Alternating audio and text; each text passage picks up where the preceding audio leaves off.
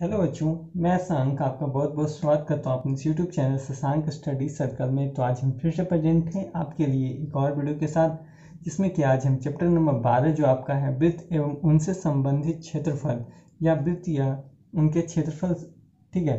तो इस चैप्टर का हम आज इंट्रोडक्शन वीडियो है, तो वीडियो में बने रहिए। वीडियो पसंद आए तो प्लीज़ लाइक करें, शेयर करें, नए तो प्लीज़ सब्सक्राइब करना बिल्कुल न भूलें। तो चलिए वीडियो स्टार्ट करते हैं। परिभाषा के बारे में जानते हैं। कहता है, परिभाषा है कि वृत्त एक तल के उन बिंदुओं का समूह होता है जो एक नियत बिंदु से अचर दूरी पर होते हैं। यानी क्या है कि एक मान लीजिए कि ये क्या है, वृत्त है, तो एक नियत बिंदु होता है और ये जो दूरियां होती है यहाँ से किधर भी आप ले लीजिए, ये दूरियां क्या होगी, समान होंगी।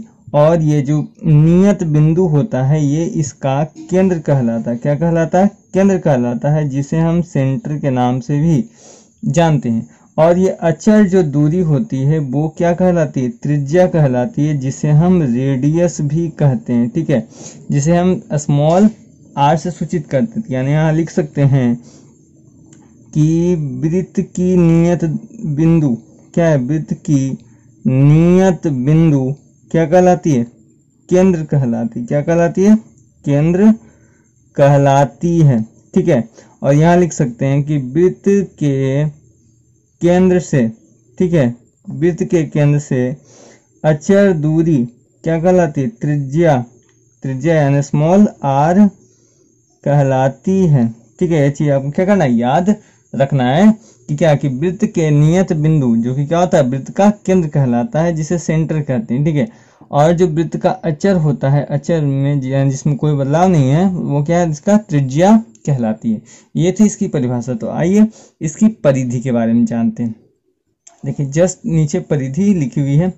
तो कहता है परिधि यानी सरकमफ्रेंस, ठीक है, वो इसका इंग्लिश नाम है। कहता है कि वृत्त के चारों ओर की वक्र की लंबाई, ठीक है, वृत्त की परिधि यानी वृत्त जिस क्या होता है, जिस रेखा से घिरा होता है वो उसकी क्या कहलाती है? परिधि कहलाती है, ठीक है। यानी किसी बिंदु से क्या है ना, किसी रेखा से क्या है, यानी यही रेखा लंबा होता है तो रेखा कहला गया। यही बिंदु को क्या किया, इसको हमने मोड़ लिया तो क्या कहला गया? वृत्त कहला गया, ठीक है। तो यानी आप एक परिभाषा और भी ऐसे बता सकते हैं कि वृत्त जिस रेखा से क्या होता है, घिरा होता है, वो उसकी क्या कहलाती है? परिधि कहलाती है, यानी जिसे हम सरकमफ्रेंस भी कहते हैं, ठीक है। और देखिए नीचे क्या है, चाप लिखा हुआ है, ठीक है। कहता कि वृत्त की परिधि का कोई भी भाग इसका क्या कहलाता है? चाप कहलाता है, ठीक है। चाप यानी समझिए जैसे वृत्त है, ठीक है, कोई बिंदु हमने ले लिया ए बी, ठीक है, ये इसका क्या है? चाप कहलाएगा, ठीक है। और एक चीज और याद रखना है, तो इसका वृत्त हो जाएगा। और क्या है, यदि हम ए बी की बात करें तो ए से बी तक का चाप यानी ये कहलाएगा लघु चाप। क्या कहलाएगा? लघु चाप कहलाएगा, ठीक है।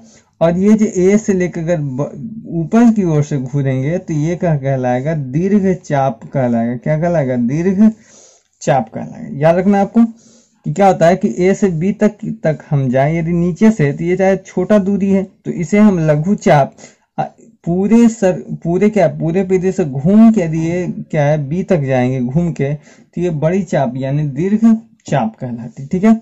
तो आशा करते हैं समझ में आएगा। तो प्लीज वीडियो को लाइक करें, शेयर करें। तो चलिए चलते हैं जीवा के बारे में। तो आइए सबसे पहले जीवा के बारे में जानते हैं। तो कहता है कि एक रेखाखंड जो वृत्त पर स्थित किन्हीं दो बिंदुओं को मिलाने पर बनता है, ठीक है। एक जीवा वृत्त को दो वृत्त खंडों में विभाजित करता है, ठीक है। सबसे पहले ऊपर वाले जो मेन परिभाषा ऊपर वाला है कि एक रेखाखंड जो वृत्त के किन्हीं दो बिंदुओं को मिलाने पर बनता है जीवा कहलाता है, ठीक है। यानी एक वृत्त है, ठीक है, वृत्त है, वृत्त पर कोई दो बिंदु हो, अगर आपने इसे मिला दिया तो ये क्या कहलाएगा? जीवा कहलाएगा। जीवा कहीं भी बन सकता है, ठीक है, जीवा क्या है? कहीं भी बन सकता है। आप ये सारी क्या है? जीवाएं हैं, ठीक है। और चलिए अब क्या है, यहाँ पे एक बात की गई कि एक जीवा वृत्त को दो वृत्त खंडों में विभाजित करता है। ये वृत्त खंड क्या है? देखिए जस्ट नीचे इसकी परिभाषा लिखी हुई है। वृत्त खंड यानी इसको सेगमेंट भी कहते हैं, कि एक क्षेत्र जो वृत्त की एक जीवा को और एक चाप से घिरा होता है, ठीक है। एक क्षेत्र जो वृत्त की एक जीवा और एक चाप से घिरा होता है क्या कहलाता है? वृत्त खंड कहलाता है। जैसा कि समझिए क्या है कि ये वृत्त है, ठीक है, अब ये वृत्त है तो क्या है कि इसकी एक क्या होगा, यानी सेंटर पॉइंट तो होगा, ठीक है। अब देखिए कहता है कि मान लीजिए कि एक जीवा है, ठीक है। एक जीवा क्या है ना, एक चाप है, एक चाप की बात की गई है। और क्या है कि देखिए वृत्त की एक जीवा होगी और एक चाप से घिरा क्षेत्र क्या कहलाता है, वृत्तखंड। तो देखिए नीचे वाला हिस्सा छोटा है तो इसे हम क्या कहते हैं, लघु वृत्तखंड कहते हैं। क्या कहते हैं, लघु वृत्तखंड। और ऊपर वाले को कहते हैं क्या, दीर्घ वृत्तखंड। क्या कहते हैं, दीर्घ वृत्तखंड कहते हैं, ठीक है। यानी इसको हम कह सकते हैं माइनर सेगमेंट। क्या कहेंगे, माइनर सेगमेंट कहेंगे, ठीक है। और ऊपर वाले को हम क्या कहेंगे, मेजर सेगमेंट। क्या कहेंगे, मेजर सेगमेंट कहेंगे, क्योंकि देखिए सेगमेंट यानी वृत्तखंड और मेजर यानी दीर्घ और माइनर यानी लघु वृत्तखंड, ठीक है। तो वृत्तखंड आसानी से आपको समझ में आ गया हो। और चलिए जीवा के कुछ गुण के बारे में जानते हैं। आइए अब जानते हैं जीवा के कुछ गुण के बारे में। तो देखिए जीवा का सबसे पहला गुण है कि एक वृत्त में अनगिनत जीवाएं खींची जा सकती है। जैसे कि समझिए कि वृत्त है, केंद्र है, तो आप कैसे भी जीवा खींच सकते हैं ना, कहीं भी खींच सकते हैं, ठीक है। आपकी जितनी मर्जी क्या है उतनी क्या है आप जीवाएं खींच सकते हैं, ठीक है। देखिए इतनी सा फिगर हमने बहुत सारा खींच दिया। दूसरा है क्या कि एक वृत्त के दो बिंदु से केवल एक और केवल एक ही जीवा खींची, यानी वृत्त पर क्या है कि यदि हम क्या दो बिंदु लेते हैं तो कोई एक ही खींच सकते हैं ना, इससे कोई हम तीसरा तो नहीं खींच सकते हैं। यानी इसलिए याद रखना है कि एक वृत्त के दो बिंदु से केवल एक और केवल एक ही क्या है जीवा खींची जा सकती है। तीसरा पॉइंट है कि वृत्त की सबसे बड़ी जीवा व्यास कहलाती है। याद रखना है कि वृत्त की जो सबसे बड़ी जीवा है व्यास कहलाती है। इसके बारे में आगे परिभाषा में हम जानेंगे, तो वहां आपको यहाँ बिल्कुल समझ में आ जाएगा। तो चलिए आइए जानते हैं व्यास के बारे में। देखिए व्यास यानी डायमीटर, ठीक है। याद रखना है व्यास का जो मीनिंग होता है वो क्या होता है, डायमीटर होता है, ठीक है। यानी व्यास है, ठीक है। तो उसकी परिभाषा है कि एक रेखाखंड जिसके अंत बिंदु वृत्त पर स्थित होते हैं। तो कहिएगा सर उसका वो तो जीवा में भी होता है, लेकिन आगे देखिए कहता है और जो केंद्र से गुजरता है। क्या मैंने जीवा में ऐसा बात किया था जहां केंद्र से गुजरता है, नहीं ने। तो कहता है यह वृत्त के किन्हीं दो बिंदुओं के बीच की अधिकतम दूरी है, ठीक है। तो याद रखना है, देखिए यहाँ फिगर बनाएंगे तो आपको बिल्कुल समझ में आ जाएगा, ठीक है। क्या है, ये आपका वृत्त हो गया, ये केंद्र है। तो जीवाएं क्या है, ऊपर नीचे। अब जीवाएं क्या है, जीवा है तो वृत्त के सभी बिंदु से जाएगा। तो ये क्या है, जब ये जीवा कोई जीवा वृत्त के केंद्र से होकर गुजरती है तो ये ही क्या कहलाता है, व्यास कहलाता है। और ये वृत्त की सबसे बड़ी जीवा होती है। क्या होती है, वृत्त की सबसे बड़ी जीवा होती है। तो आप यहाँ ऐसे ही परिभाषा लिख सकते हैं कि वृत्त की सबसे बड़ी जीवा को क्या कहते हैं, व्यास कहते हैं, जो कि क्या होता है त्रिज्या का दुगना। देखिए त्रिज्या क्या आधा तो होती है, इसका दुगना। और क्या होता है, यह जो होता है वृत्त की सबसे अधिकतम दूरी, यानी ये देखिए छोटा, ये इससे छोटा, लेकिन ये क्या होगा, सबसे बड़ा होगा। यानी कह सकते हैं कि व्यास बराबर दुगुना त्रिज्या। इसीलिए क्या होता है कि यानी इसको डी से सूचित करते हैं, डी बराबर 2r करते हैं, ठीक है। और देखिए याद रखना है कुछ पॉइंट है। कहता है कि वृत्त में अनेक व्यास खींचे जा सकते हैं। क्या होते हैं, वृत्त में अनेक व्यास खींचे, एक वृत्त में अनेक व्यास खींचे जा सकते हैं। समझिए कैसे, एक वृत्त है, बिंदु है, तो आप ऐसे ले सकते इधर इधर से इधर से, तो कितना भी क्या कर सकते हैं आप अपनी मर्जी से, जितना मर्जी हो उतना व्यास क्या कर सकते हैं आप वृत्त में खींच सकते हैं। तो याद रखना है क्या कि व्यास जो होता है वो क्या होता है, त्रिज्या का दुगना होता है। और यह क्या होता है, सबसे अधिकतम दूरी होती है किसी भी दो बिंदुओं के, यानी वृत्त में किसी बिंदुओं के बीच, ठीक है। वृत्त में अनेक व्यास खींचे जा सकते हैं, ठीक है। यह वृत्त की क्या होती है, सबसे बड़ी जीवा होती है, ठीक है। तो ये हो गया व्यास के बारे में। आइए जानते हैं त्रिज्य खंड के बारे में। त्रिज्य खंड जिसे कि हम सेक्टर भी कहते हैं, किन्हीं दो त्रिज्याओं के बीच एक चाप से घिरा क्षेत्र क्या कहलाता है, त्रिज्य खंड कहलाता है। त्रिज्य खंड देखिए फिगर है इस प्रकार।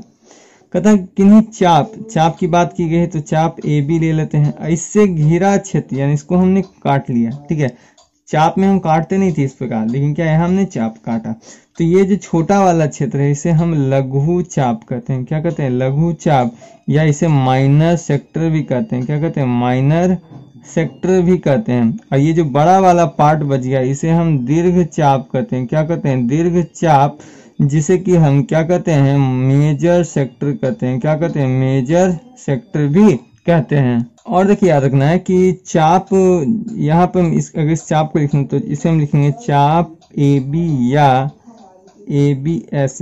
ठीक है, इसको अगर इस प्रकार भी लिख देते हैं तो ये चाप कहलाता है। यह आपको लिखना पड़ेगा क्या, चाप AB। तो ये लघु चाप हो गया और ये क्या हो गया, देखिए दीर्घ चाप, यानी आपको बड़ा दिख ही रहा और छोटा कोई हिस्सा हमने काट लिया तो वो क्या कहलाएगा, लघु चाप कहलाता है। ठीक है, तो आशा करते हैं समझ में आएगा। तो चलिए चलते हैं छेदन रेखा या छेदिका के बारे में। चलिए, तो छेदन रेखा या छेदिका, जिसे कि हम सेकेंड भी कहते हैं, कहता है वृत्त की दो बिंदुओं पर प्रतिच्छेदित करने वाली रेखा क्या कहलाती है, छेदिका कहलाती है। यानी एक बार वृत्त ले लें तो दो बिंदु पर कहीं भी रेखा क्या प्रतिच्छेद, इस प्रकार, ठीक है, या तो इस प्रकार या क्या है, इस प्रकार कहीं भी क्या है, कोई भी बिंदु द्वारा इस प्रकार जा रहा है तो इस सारी की सारी क्या है, छेदिका है। क्या है, छेदिका है। तो देखिए नोट में आपको याद रखना है कि वृत्त में अनेक क्या होते हैं, अनेक छेदन रेखा हो सकती है। अनेक छेदन रेखा क्या है, खींची जा सकती है। क्या है, अनेक छेदन रेखा खींची जा सकती है, पहला पॉइंट है। दूसरा क्या कि वृत्त में दो बिंदुओं से क्या है, दो बिंदुओं से केवल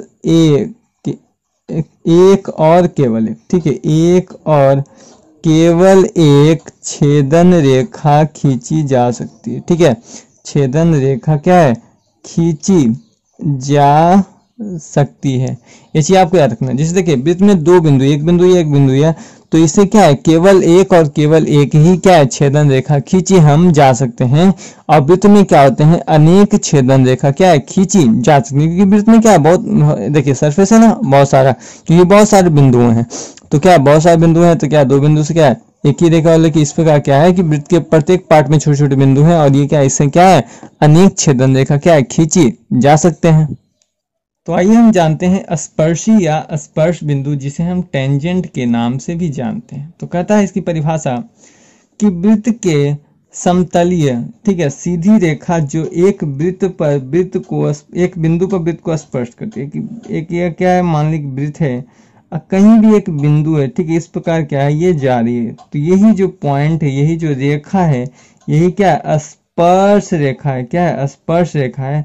और जिस बिंदु पर क्या है, वृत्त को टच कर रही है, क्या कहलाता है, स्पर्श बिंदु कहलाता है। क्या कहलाता है, स्पर्श बिंदु कहलाता है। ठीक है, देखिए यहाँ लिखा हुआ भी है, स्पर्श रेखा और वृत्त के उभयनिष्ठ बिंदु को स्पर्श बिंदु या पॉइंट ऑफ कांटेक्ट कहते हैं। यानी जिस बिंदु द्वारा क्या कांटेक्ट होता है, क्या कहता है, कांटेक्ट, या ऐसे पॉइंट ऑफ कांटेक्ट। क्या है, वृत्त पर अनेक स्पर्श रेखाएं खींची जा सकती है। क्या है, कोई भी एक बिंदु क्या है, वृत्त के सभी पार्ट, आप यहाँ चाहे तो यहाँ भी ले सकते हैं, यहाँ भी ऐसे भी ले सकते हैं, ऐसे भी ले सकते हैं। ना वृत्त पर क्या है, अनेक स्पर्श रेखाएं क्या है, खींची जा सकती है। जैसा कि देखिए मैंने लिखा है कि क्या वृत्त पर अनगिनत स्पर्श रेखाएं क्या खींची जा सकती है। दूसरा क्या है, कहता है कि वृत्त पर स्थित एक बिंदु से केवल एक और केवल एक ही स्पर्श रेखा खींची जाए। देखिए इसका कहने का मतलब है कि यदि आप दो बिंदु ले लेंगे तो दो बिंदु तो क्या ये छेदक रेखा कहलाएगी। क्या कहलाएगी, छेदक रेखा हो जाएगी यहाँ। जबकि यहाँ बात स्पर्श रेखा की हो रही है, स्पर्श बिंदु को हो रही है। तो वृत्त के क्या है, किसी एक बिंदु से एक ही स्पर्श रेखा खींची जा सकती है। ठीक है, ये कहना है। क्या है, अगर आप दो बिंदु लेंगे तो वो छेदक रेखा हो जाएगी। तो छेदक रेखा तो यहाँ लेना नहीं है, आपको क्या लेना है, स्पर्शी या स्पर्श रेखा से आपको मतलब है। ठीक है, पहले हम क्या है, वृत्त लेंगे। ठीक है, वृत्त ले लेते हैं जिसकी त्रिज्या क्या है, r है, तथा जिसका जो व्यास है उसका जो वैल्यू है वो d है। ठीक है, तो वैल्यू यानी d मतलब डायमीटर होता है, यानी व्यास को डायमीटर यानी d से सूचित किया जाता है, और रेडियस यानी त्रिज्या जो है उसको हम स्मॉल r से सूचित करते हैं। तो सबसे पहले वृत्त की अगर फॉर्मूले की बात करें तो सबसे पहले हम लोग लिखेंगे वृत्त का क्षेत्रफल। ठीक है, सबसे पहले क्या है कि वृत्त का क्षेत्रफल, तो वृत्त का क्षेत्रफल आपको पता होता है पाई r स्क्वायर। ठीक है, और जहाँ पाई की वैल्यू जो होती है वो 22/7 यानी देनी है। यानी पाई की जो वैल्यू होती है वो 22/7 या 3.14। यानी प्रश्न के हिसाब से यदि नहीं दिया है तो आप 22/7 लिखिए। यदि कहीं कहीं पर देखिए प्रश्न में 3.14 भी दिया रहता है। ठीक है, नेक्स्ट जो है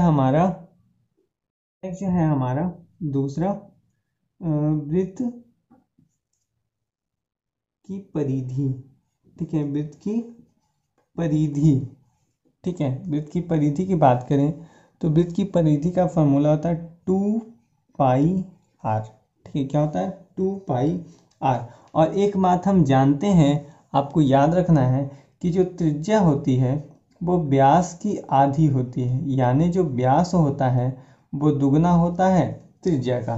तो यहाँ देखिए क्या हो जाएगा, यहाँ पे हम डायरेक्ट लिख सकते हैं पाई डी, है ना, 2 इंटू, तो पाई डी भी लिख सकते हैं, यानी इसका दो फॉर्मूला है। फर्स्ट 2πr, अगर जहाँ पर त्रिज्या दी हुई रहेगी वहाँ पर 2πr लगाएंगे, जहाँ पर व्यास दी रहेगी वहाँ पर हम क्या लगाएंगे, पाई डी लगाएंगे, ठीक है। और याद रखना यदि आपको त्रिज्या ज्ञात करनी हो, व्यास दिया रहे तो आप क्या लिख सकते हैं, व्यास बटे 2, ठीक है, या आपको व्यास दिया रहे तो त्रिज्या ज्ञात करनी है तो आप क्या लिख सकते हैं, त्रिज्या बटा 2। यदि इसको शॉर्ट फॉर्म में लिखना है तो r की बराबर d/2 and d equal to 2r, ठीक है। तो ये था हमारा वृत्त का फॉर्मूला। अब देख लेते हैं थोड़ा अर्धवृत्त में, ठीक है, अर्धवृत्त में, ठीक है, अर्धवृत्त है तो आधा ही होगा, इसकी जो त्रिज्या होगी वो r होगी, ठीक है, इसका जो व्यास होगा यहाँ से यहाँ तक वो तो d ही होगा, ठीक है। चलिए, तो सबसे पहले इसके क्षेत्रफल की ही बात करेंगे। क्या बात करेंगे, इसके क्षेत्रफल की। नंबर फर्स्ट है हमारा क्षेत्रफल, यानी डायरेक्ट हम यहाँ लिखते हैं अर्धवृत्त का क्षेत्रफल। क्या है, अर्धवृत्त का क्षेत्रफल। तो अर्धवृत्त है यानी आधा वृत्त है, तो आधा वृत्त है तो इसका हो जाएगा 1/2 पाई आर स्क्वायर, है ना, क्योंकि देखिए वृत्त का क्या होता है हमारा, वृत्त का तो होता है पाई आर स्क्वायर, तो आधा वृत्त है तो हाफ पाई आर स्क्वायर, ठीक है। दूसरा है हमारा अर्धवृत्त की परिधि। क्या है हमारा, अर्धवृत्त की परिधि, ठीक है, परिधि की बात की, इसका 2πr है तो 2 हटा लेंगे तो क्या हो जाएगा, पाई आर, ठीक है, पाई आर।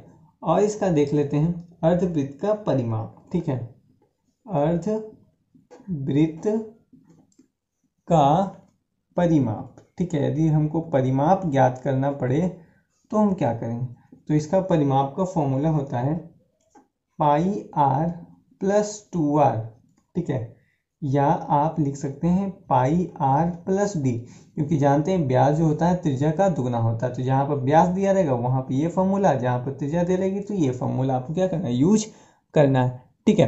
तो ये था हमारा वृत्त और अर्धवृत्त का फॉर्मूला। आइए अब चलते हैं चतुर्थांश, त्रिज्यखंड और दीर्घखंड में। चलिए, नेक्स्ट है हमारा चतुर्थांश, ठीक है। चतुर्थांश यानी एक समझिए कि किसी भी गोल हिस्से का एक चौथा हिस्सा, ठीक है, तो वो कुछ इस प्रकार का आपको आकृति में दिखेगा, ठीक है, ये, ठीक है, ये आप देख सकते हैं। अगर पिज्ज़ा का ये एक हिस्सा लग रहा है आपको, अगर आपने पिज्ज़ा खाया होगा तो, ठीक है, तो इसकी त्रिज्या r, ठीक है, इसमें क्योंकि व्यास तो होगा नहीं।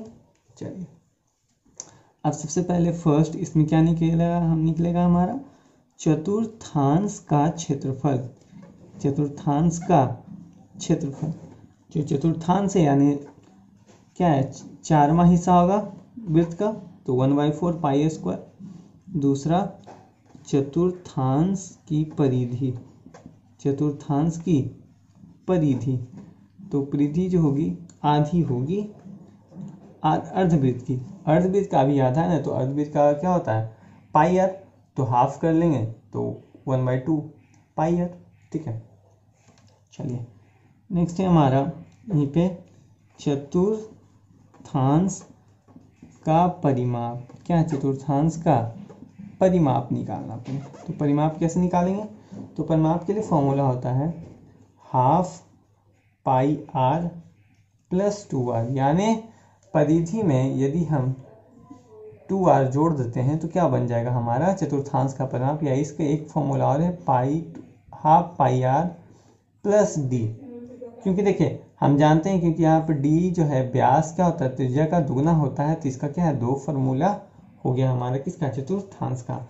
अब हम देखते हैं त्रिज्यखंड, ठीक है, त्रिज्यखंड है तो वृत्त है, ये इसका त्रिज्यखंड हो जाएगा, ठीक है, यानी खंड, ये इसका कोण हो गया थीटा, मान लेते हैं ओ है, ए है और ये बी है, और ए बी क्या है, ये चाप है जो आगे हम इसमें पढ़ेंगे, ठीक है।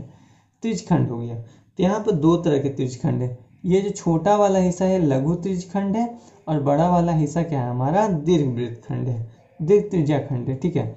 तो चलिए इसका फर्स्ट फॉर्मूला होता है क्या, त्रिज्यखंड का क्षेत्रफल, ठीक है। त्रिज्यखंड का क्षेत्रफल बराबर होता है थीटा बटे 360 डिग्री पाई आर स्क्वायर, या इसका एक और नाम है, इसका नाम है लघु त्रिज्यखंड का क्षेत्रफल।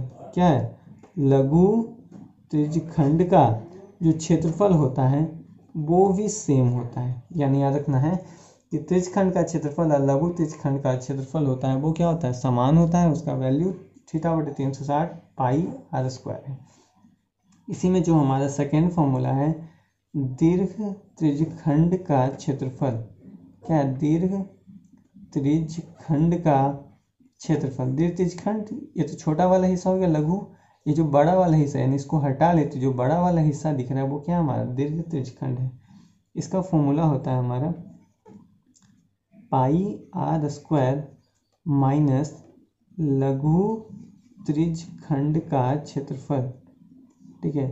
पाई आर स्क्वायर माइनस लघु त्रिज्यखंड का क्षेत्रफल, ये होता है हमारे दीर्घ त्रिज्यखंड का क्षेत्रफल। यानी इसको अगर आप लिखना चाहें तो ऐसे लिख सकते हैं 360 डिग्री माइनस थीटा बटे 360 degree into pi r square, ठीक है। यानी इसको शॉर्ट फॉर्म में अगर हम लिखना चाहें पूरा फॉर्मूला, या आप वैल्यू दी रहे तो वैल्यू दे के भी आप क्या कर सकते हैं, इसको ज्ञात कर सकते हैं। तो आइए अब जानते हैं हम लोग चाप की लंबाई का फॉर्मूला। चलिए, तो चाप की लंबाई है तो ए बी चाप है, ठीक है, ये है लघु चाप, और ए से इधर घुमा के लिए बड़ा वाला पार्ट ये दीर्घ चाप कहलाता है। आपने इंट्रोडक्शन वीडियो में देखा था। तो यहाँ पे हम उसका फॉर्मूला लिखेंगे कि चाप की लंबाई, ठीक है, चाप की लंबाई ज्ञात करनी हो तो उसको हम वैल्यू लिखते हैं थीटा बटे 360 डिग्री इंटू 2 पाई आर, ठीक है। तो जानते हैं 2 से ये कटेगा तो हो जाएगा थीटा बटे 180 डिग्री पाई आर, ठीक है। ये इसका फॉर्मूला होता है, या आप ये लिख सकते हैं या ये, अब दोनों में से कोई भी लिख सकते हैं, ठीक है।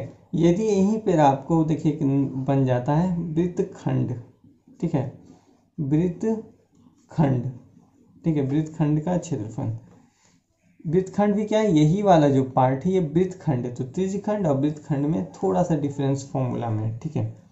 या लघु वृत्तखंड का क्षेत्रफल, वहां पे लिखे थे ना लघु वृत्तखंड का क्षेत्रफल, ये आपको अभी इस क्लास में शायद नहीं पढ़ना है, ये आपको जो है क्लास 11th में है, ठीक है। इसके हम डिटेल से आप वहाँ पढ़ सकते हैं।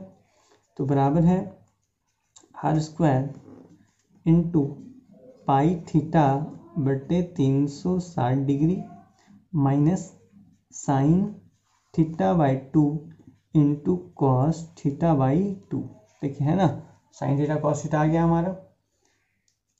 देखिए, या इसका एक फॉर्मूला आप इसको ऐसे भी लिख सकते हैं, या r square into pi theta बटे 360 degree minus half sine theta, ठीक है। ये इसका हो गया फॉर्मूला। क्योंकि देखिए क्लास 11th में अगर आप पढ़िएगा तो साइन थीटा का एक फॉर्मूला होता है, साइन थीटा बराबर sign theta by 2 into cos theta by 2, उसका क्या होता है, ये फॉर्मूला होता है।